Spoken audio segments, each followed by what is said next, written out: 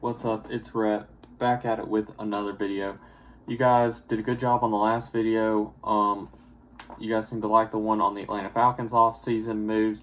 So I'm making a video on what I think the Atlanta Hawks can do this off-season to boost their team. Because we had a disappointing year. Our season's done. We're not one of the teams going to play for what I call the Corona Cup down in Orlando, which is probably good. I wish our young guys would get more minutes to get developed better and get more just experience under their belt, but we don't get to. So we just gotta keep putting in work and turn into the playoff team I think we will be next year.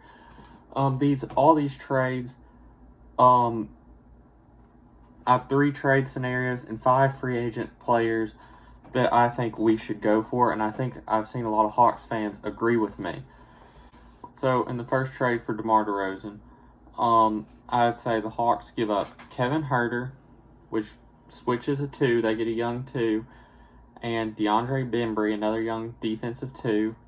For the Brooklyn first-round pick, that will give them a chance to get some youth, and 2 second-round picks, which I think for a guy like DeMar DeRozan who's got a year left, your team who's not good, who probably needs to rebuild, that gives you some picks, gives you a young player for somebody who's probably not worth as much because he can't shoot the 3, but he's a solid veteran. I think that is a good deal. I don't know if the Spurs would do it. LaMarcus Aldridge will probably be out. DeRozan will probably want out, and then they'll just tank and rebuild because they don't really have a team around them built for winning. They have a bunch of these young point guards who are okay. Like, I think it's Forbes and White. They're good, but they're never going to be all-stars, so they probably are going to end up having to tank or do something like that in the future. So I think that gives them some young depth for us to trade for. I don't think I would give up our first-round pick this year for DeRozan, but my next 2 trades I would. So let me know what you think of that trade, if you agree or not. Trade scenario number 2 is for Donovan Mitchell. This trade I don't think will happen. I wish it would. That would help us. I think we would go straight into a contending team if we got him with Trey, because he can play defense when Trey can't, and he can go get a bucket if you need him to get a bucket.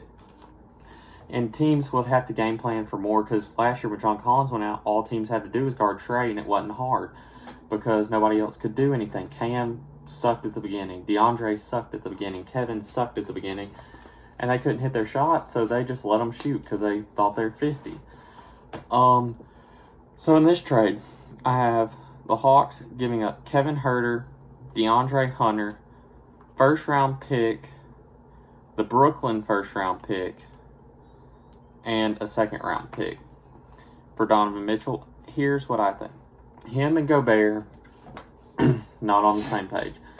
I think if they lose in the first round, say they're like a 6 seed, and they lose to the Rockets or whoever they play, they're going to be kind of thinking, well, maybe this isn't it. Mike Conley, we got him thinking he would help us win, thought he'd put us over the hump and to winning a championship, and he didn't. We lost in the first round as a 5 or 6 seed. So maybe we need to rebuild. Maybe not full rebuild, but get somebody else. You get DeAndre Hunter, who was a solid piece to play 3-and-D player. You get Kevin Huerter, a solid shooter that adds more depth to your team, and you get a first-round pick, which could be super high, and you could get somebody like LaMelo Ball to come be your point guard, who needs the ball. Anthony Edwards. You get somebody big to come in there and be your new point guard or shooting guard. You can go find a 2 guard to put along Mike Conley. So Mike Conley does kind of what he did Memphis, where he dribbles around, but he has more pieces. Kevin Huerter, DeAndre Hunter, 2 first-round pick pieces, and a second-round pick. So you still get 2 young guys who can develop. You get Kevin and DeAndre, who are 21, 22 years old, who can still develop really high. I like Cam Reddish more, so I didn't put him in. I think DeAndre Hunter is kind of like, we see what his potential is. It's 3-and-D, nothing else. I think Cam you see as a ball handler and maybe a second star. I know a lot of people don't, but I think he is. I think the Jazz get enough out of this trade, and since Gobert and Donovan Mitchell have been having, I guess, relationship issues, this would be a nice move. But Donovan Mitchell tweeted out, how he wants to bring a championship to Utah after the Jordan documentary. So I think that's less and less likely. But that's one I'd like to see. My third trade is one that gets the second star, but maybe not the second star you need. My last trade is for Bradley Beal. Yes, it gets you a scoring guy, a good 2, and the reason I put him up here is because he can run too. John Wall was their point guard, and you get him. He knows how to play the 2. He knows how to play with the ball. I think he'll get a lot more options with Trey handling it and dishing, because Trey is a 10 times better point guard than John Wall already. Give Trey a year or 2 to develop. Bradley Beal, though, he's stuck in a situation where they need to rebuild. They do. I mean, we've seen John Wall and Bradley Beal can't win a championship. They don't have any good pieces around them. They got rid of Otto Porter. It's kind of just a team that's there that needs to rebuild, but they probably won't. But here I put DeAndre Bembry, DeAndre Hunter, first-round pick, Brooklyn pick, and 2 second-round picks. This one, I think John Wall comes back. So with that first round pick, they go get a shooter. They find a shooter and they go draft them who they can develop. I don't think they take Kevin Huerter just because of that. I think they go get a shooter, maybe with the Brooklyn pick, because it'll be like 20th. They go get a shooter, something of that nature. 2 second-round picks. So you're trading the Hawks' whole first draft this year for Bradley Beal, which I'm not a big fan of. I would like to only give up 1 first-round pick and 2 second-rounders because we still need some depth to build, and I don't think you get the depth that you need trading away Hunter. Bembry, if he can somehow find a slight bit of a shot, he might be decent 3. Or he's a great defender, but his offense it's sold. I'm not a big fan of that trade. Yes, you get a star player, but at the cost you give up. I mean, Cam would start, and then I guess you can make moves in free agency that you can. But it's a lot of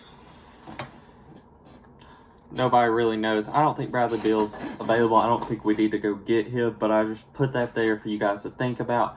Let me know if any of those 3 trades you would take. Now free agency. The Hawks came out the other day and said they need a backup, maybe 2 guard. They need a backup guard and a backup 4. Because at center, you have Capella and Dedmon solid there. But you need a backup for Collins. You need a backup for Huerter or Cam, whoever starts is Evan Fournier. A lot of Hawks fans agree he kills us on the Magic. He's 27 years old. He is a great shooter. He's a 2 guard, so if Kevin's not on, you can put him up for Kevin and vice versa. Maybe he can play a little bit backup guard. Kevin can probably play the 3 some because he's taller. I think Evan Fournier, he can handle the ball. He can shoot the ball. That is the person I would like to see because that gives you depth on the bench that you need, and he can play the 1 or the 2. So that kind of shores up your backup guard because veteranship is what our team needs so we can come on and come off. Last year you'd see Trey go out and we didn't know what we were doing. We didn't know how to play basketball. Didn't know how to run an offense. And I think he brings in depth and he can play at all levels. Second is another shooting guard, Bogdanovic. He's in Sacramento, probably not getting what he wants or what he needs. In Sacramento, probably not getting minutes. I think he comes to Atlanta as a 2/3 that can shoot the ball. He's had clutch moments. Give him a place to where he can help out. Come off the bench, a winning team, a good franchise, a star player, not Buddy Hield, not De'Aaron Fox, an actual star to where he has pieces around him to where he will get open looks, where people aren't focusing on him and where he just gets to play basketball, and that's a great move. Number 3 is a move that I want just personally as a Hawks fan. I don't think it'll happen, but I think it's a good move for the veteranship we need and how he would help. And that is Paul Millsap.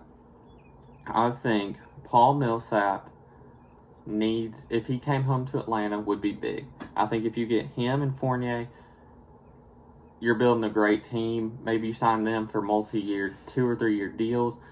And you keep your pick, or maybe you trade for one of those superstars and you get them off the bench, and you are looking very, very solid as a team. I think Millsap brings the veteranship because he's like 30-something, 33, that we need because we have too many young guys. Vince helped bring that. Dedmon does that. But we need maybe somebody who's been through the ropes, been on a good team, been at the top, and had chances. Vince went far. I don't know how far he went, but you get somebody who's been on the 60-win team, knows what Atlanta is, loves Atlanta, been on a Nuggets team that was like second in the West. He gets to see it. And I think that is a great move. Number 4 is Davis Bertans. He's 27, power forward, and he can shoot the ball. That's what I think we could use.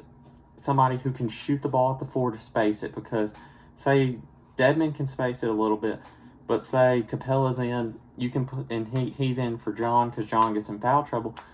You can do the pick and roll more. It leaves more space for him to shoot, and he is a great shooter. I think he's won the 3-point contest, didn't win it, but he was in like the finals the last 2 years. Great shooter. I think that's what we need. And number 5 would be Serge Ibaka. Brings the veteran leadership that you need. I don't know how well he would fit. He can space the floor a little bit. He's a good interior defender. But I think he just brings veteran leadership that our team needs. And that is my 5th person. Guys, I know this video is kind of long, but let me know what you think the Hawks should do this offseason. This is my opinion. I know something could happen. I could be completely wrong. We could keep everybody. We could sign somebody who's not even on my list. Just let me know what you think. These are my opinions and my ideas. Till next time, peace.